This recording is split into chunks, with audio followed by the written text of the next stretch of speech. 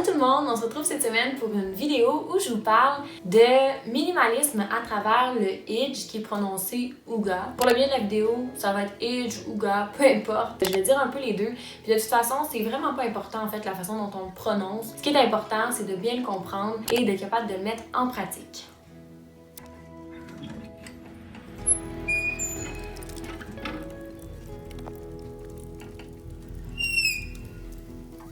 Hygge, a quality of coziness and comfortable conviviality that engenders a feeling of contentment or well-being. Le Idj, c'est une façon de vivre au Danemark qui vise vraiment la simplicité, la gratitude, les petits bonheurs simples. Puis on n'a vraiment pas besoin de beaucoup pour vivre le Idj, même que c'est contraire au capitalisme et à tout ce qui est comme relié un peu avec la consommation. Moi, j'ai tout de suite trouvé un sens quand j'ai lu des livres par rapport à ça. Puis même que j'étais vraiment fascinée qu'à quelque part d'autre dans le monde, il y a une culture qui pratiquait un peu tout ce que je pratique depuis longtemps, mais sans savoir qu'il y avait un mot pour ça, puis qu'il y avait aussi une culture pour ça. Au Danemark, vraiment, tout est lié autour du Idj, du Ouga. Les gens, ça va être l'habillement, la décoration, les activités, les liens sociaux, les fêtes, vraiment tout. Et comme dans la simplicité, c'est le Idj, c'est comme le mot d'ordre et même qu'il y a un champ lexical pour ça. Donc quelque chose peut être Idj, on peut aller Idj. C'est autant un verbe, un adjectif qu'un nom. Puis là, ils disent pas Idj, là, comme je vous dis, c'est plus comme Hygge, Hygge. Je ne prétends pas tout connaître. J'ai lu 2 livres là-dessus que j'ai honnêtement dévoré, mais dévoré en genre 48 heures chaque livre. Puis c'était des bonnes briques. Je vais vous les mettre ici pour que vous puissiez aller les lire si ça vous intéresse aussi. Mais ces livres-là sont tellement apaisants pour l'esprit, ça fait super du bien. Donc aujourd'hui, je me retrouve devant mon petit foyer avec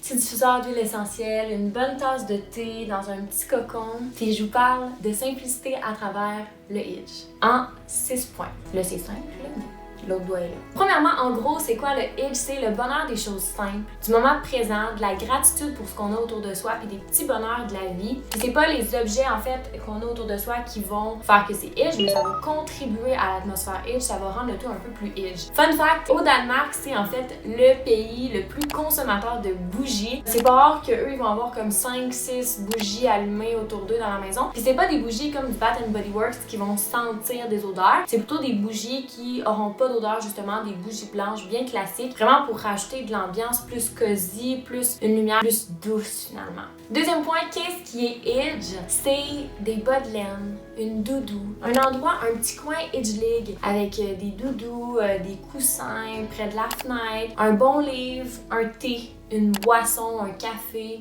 un gros chandail chaud, une grosse laine confortable, une cheminée, un feu de foyer. Aussi, les objets en bois sont plus Idjlig. C'est vraiment le retour aux matières qui sont plus nobles, qui sont plus naturelles. On va préférer justement un petit jeu pour enfants en bois plutôt qu'un jeu en plastique. Puis il y a aussi l'aspect du vintage. Donc les choses qui sont vintage sont plus Idj parce que c'est comme ça, ces choses-là ont un âme, une histoire. C'est plus cosy que du neuf, là, tu sais, qui sent le neuf. Le vintage, ça a comme son odeur, ça a sa marque, c'est plus Idj. La lumière aussi va être très importante pour rendre ça plus Idj. Donc eux, ils ont horreur des grosses lumières néon. Il y a 3 sortes de lampes qui sont vraiment très populaires au Danemark. Ils vont davantage rechercher des lumières qui sont comme plus orangées, qui vont vraiment apporter une ambiance plus feutrée, comme par exemple la petite lampe que j'ai derrière moi. Donc ça serait ben Idj. Il y a aussi de la nourriture qui fait partie en fait de l'esprit Idj. Puis là, on va parler par exemple beaucoup de gâteaux et de friandises. Les gâteaux sont sans aucun doute la pièce de nourriture, si on peut dire, qui est la plus Idj. Il y a aussi tempête, la pluie, les flocons qui tombent. Tout ce genre de petites choses-là, ça rend l'ambiance encore plus confortable. Le Idj ne se pratique pas seul. En fait, ça se pratique avec des gens autour de soi. On peut le pratiquer seul en lisant un bon livre avec notre chocolat chaud le matin, par exemple. L'accent va être davantage mis sur le fait d'être comme 5-6 autour d'une table à jouer à des jeux de société en buvant un bon café avec la lumière juste tamisée comme il faut, avec une grosse tempête dehors. Puis là, on sent qu'on est en sécurité à l'intérieur. D'ailleurs, plus tard, un petit peu dans la vidéo, je vais vous donner d'autres exemples d'activités qui sont Idj, qui sont pratiquées couramment au Danemark. Un point que j'ai trouvé vraiment intéressant dans mes lectures, c'est que c'est comme un genre de party pour les introvertis, si on veut, parce que dans ces genres de soirées-là, tout le monde est égal. Il faut pas qu'il y ait une personne qui parle plus qu'un autre, sinon c'est comme vraiment mal vu. S'il y a une personne qui ressort trop du lot puis qui essaie trop de prendre la place, on veut que ce soit confortable, que ce soit simple puis que tout le monde se sente à sa place, tout le monde se sente le bienvenu, qu'il y ait personne de supérieur à un autre. Puis justement, ça va se pratiquer avec des personnes qu'on connaît de longue date, des amis qu'on vient pas juste de rencontrer, là. Au Danemark, ils sont assez snobs, si on veut. Ils vont pas parler à la personne qui est à côté à l'arrêt d'autobus, mais leurs amitiés, ça dure toute la vie, puis ils en prennent super soin de leurs relations sociales, les amis qu'ils ont autour d'eux. Un autre point que j'ai trouvé vraiment intéressant qui venait vraiment rejoindre le minimalisme à travers le Hitch, c'est que plus ça va à l'encontre de la société de consommation, plus c'est Hitch. Donc l'idée là, c'est vraiment pas de s'acheter une montre Rolex puis d'arriver avec ça, parce que là, au contraire, tu vas vraiment pas avoir ta place. Même que c'est assez mal vu quelqu'un qui arrive avec un char de l'année par exemple, si dans sa rue personne a de char de l'année. Vous voyez la nuance, puis moi je trouve ça super intéressant, puis ça vient vraiment plus me rejoindre.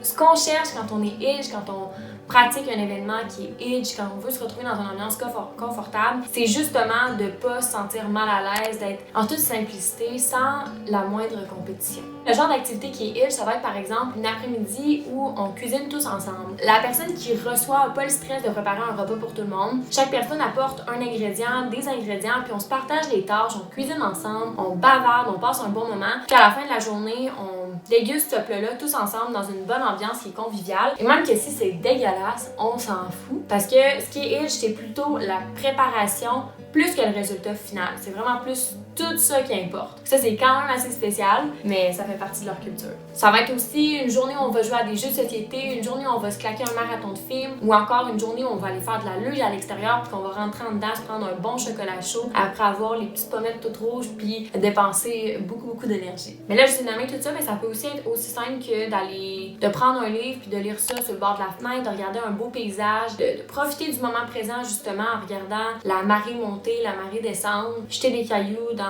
la rivière, tu sais, ça peut être plein d'affaires. Le temps de l'année le plus Hitch au Danemark, c'est sans aucun doute Noël. Puis là, j'étais comme... Moi, Noël, c'est comme la fête que je tripe le plus au monde, puis on dirait que je suis comme, mon Dieu, je suis danoise sans le savoir. Tu sais, ils ont tout un champ lexical autour du Hitch, mais pour la fête de Noël, c'est le Julehuga, je sais pas comment ils disent ça, là, Julehuga. Puis ça peut être autant un adjectif qu'un verbe, mais vraiment là, pendant le temps des fêtes, ils vont mettre de l'avant. Ça dure pendant tout le mois, premièrement. Puis ils vont vraiment mettre de l'avant les traditions, les bons plats typiques de Noël, les réunions. Puis déjà que eux, c'est très présent dans leur culture à l'année, ben là, Noël, c'est comme le comble du Hitch, là, tu sais, pour les Danois. Par contre, parmi toutes les saisons qui sont le plus Hitch, c'est le printemps, l'automne et l'hiver. Donc, on exclut un petit peu l'été, mais on peut quand même pratiquer le Hitch pendant l'été et ils le font très bien. Je sais pas si je l'ai dit, mais ça fait vraiment partie de leur ADN. C'est comme ancré en eux. Comme nous, le sirop d'érable est ancré en nous, les Québécois. Le genre de repas qui sont Hitch, c'est sûr qu'il y a les repas traditionnels, mais j'ai quand même noté à travers mes lectures quelques repas qui revenaient souvent, qui étaient souvent décrits comme étant des repas Huga. Premièrement, du vin aromatisé. Donc, ils vont faire cuire toute la journée, mijoter du vin avec d'autres épices, là, comme de la cannelle, toutes sortes de choses. Puis, ils mélangent ça avec d'autres alcools et ensuite, ils vont servir ça. Ils peuvent boire ça dans différents contextes, mais ça, c'est vraiment un breuvage qui serait Hitch. Il y aurait aussi le chocolat chaud, beaucoup de café également. Sinon, dans les plats, qu'est-ce qu'on pourrait manger? Ça serait par exemple un ragoût. Il y a beaucoup de viande dans leur plat, de poisson aussi. Mais le ragoût, c'est un des plats qui est le plus Hitch parce que ça mijote pendant toute la journée. Donc ça, là, c'est comme par excellence. Puis aussi tout ce qui est fait à la main. Donc encore une fois, on a le retour aux valeurs ancestrales de faire soi-même. Par exemple, la petite confiture, donc aller cueillir ses fruits, faire sa confiture, les mettre dans des petits pots, puis ensuite quand on la mange, ça nous rappelle la journée où est-ce qu'on a pris le temps d'aller cueillir ces petits fruits-là. Puis ensuite, on a passé la journée à mijoter nos petites confitures, puis qu'après, on déguste ça. Donc ça serait 3 bons exemples de repas qui sont très Huga. Ce que je trouve vraiment inspirant, c'est que les Danois, le Danemark, en fait, c'est le pays où est-ce que la population est la plus heureuse au monde. C'est dans les pays qui payent le plus d'impôts au monde, mais c'est tellement bien redistribué comparativement à d'autres pays que les gens ne chialent même pas par rapport à ça parce que leurs besoins de base sont couverts. L'éducation, comme l'université, est gratuite. Les soins de santé sont gratuits aussi. Donc, il y a plein de choses qui sont mises en place qui font en sorte que les Danois se sentent en sécurité puis que leurs besoins de base sont comblés. Ils ont aussi une grosse confiance envers leur gouvernement. Il y a, je pense, plus de 85% des Danois qui vont voter aux élections. Le taux de participation est super haut comparativement à ici. Donc, je pense qu'on devrait davantage, on dirait, s'inspirer de ce peuple-là. En tout cas, moi, ça m'a vraiment inspiré puis je trouve que leur mode de vie est super inspirant. Faisons comme les Danois.